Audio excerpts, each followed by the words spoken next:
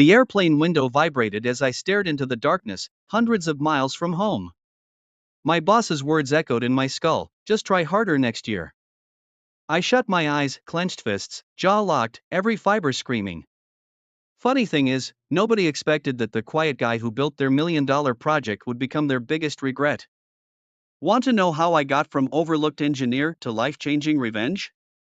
Stick around, this one's juicy. If you've ever poured your heart into a job, only to be betrayed by the very people who benefit most from your hard work, hit that like button, subscribe, and get ready.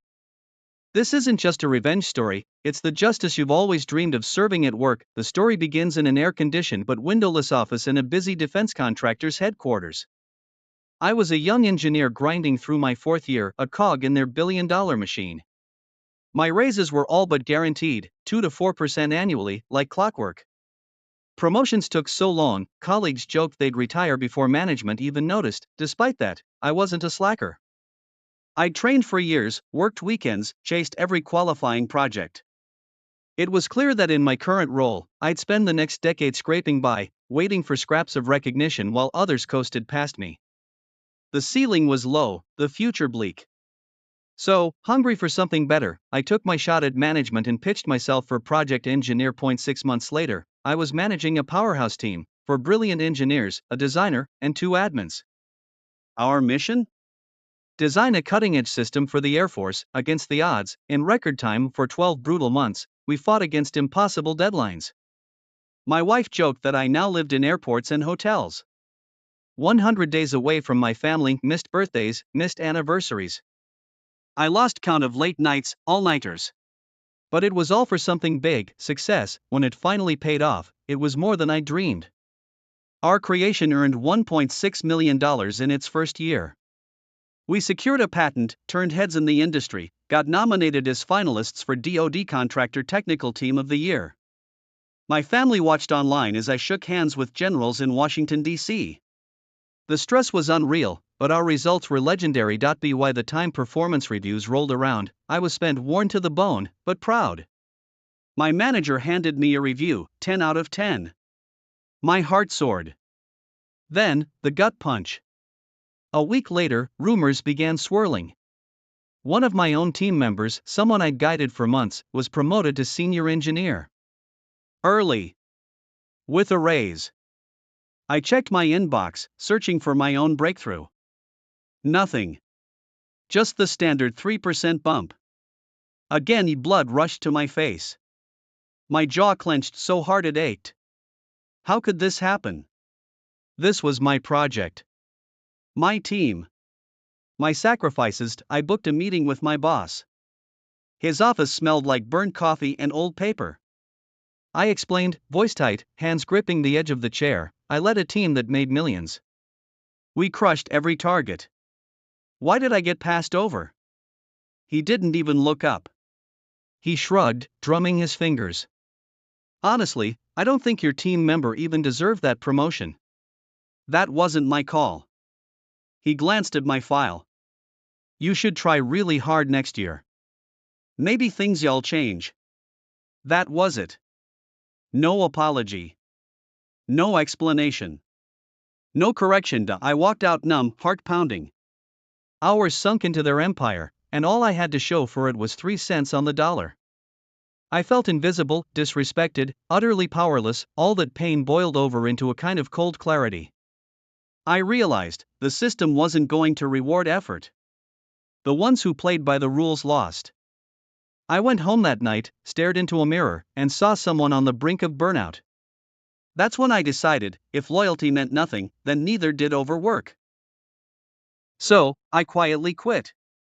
Not officially, but spiritually. I worked exactly 40 hours a week. I stopped traveling unless it was worth my while. Friday off became routine, burning through leave, savoring freedom. Sick days were spent with family, not stuck in windowless conference rooms. For the first time in years, I felt the tension lift. Sleep came easier, the knot in my stomach faded away. There was one thing I kept for myself: education. The company had a fat, mostly untouched training budget.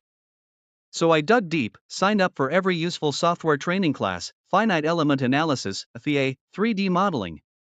Anything to upskill, anything to build my escape route. Meanwhile, my recently promoted teammate, who I genuinely liked, had started MBA evening classes. Company reimbursed him, with catches, he had to promise to stay for years. We traveled together, learned together, swapped dreams of shaking off our shackles. As those classes ended, I felt exhilarated, armed with new skills, fresh resolve, and a desire for more. I started scanning job postings, carefully looking for places desperate for FEA and 3D modeling expertise. One evening, after tucking my daughter in, I sent out a handful of applications. Within weeks, the interviews rolled in, and one offer stunned me: base salary at double what I earned, plus overtime. It felt unreal. Finally, someone valued what I'd built. I accepted the job, a direct competitor. With adrenaline pumping, I walked back into that old office for my notice. My manager's face, normally expressionless, twisted in shock.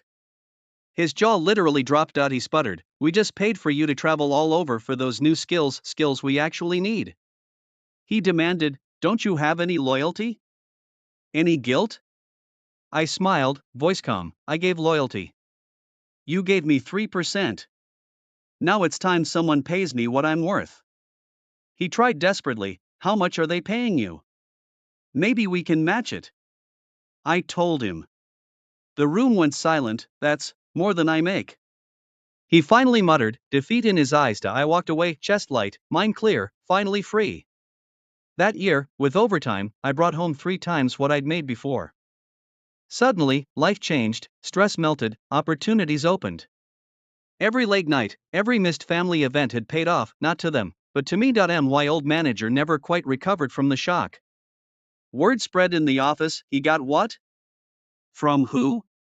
Suddenly, my story fueled hushed conversations in break rooms, emails flying as people started re-evaluating their own worth. Meanwhile, I flourished.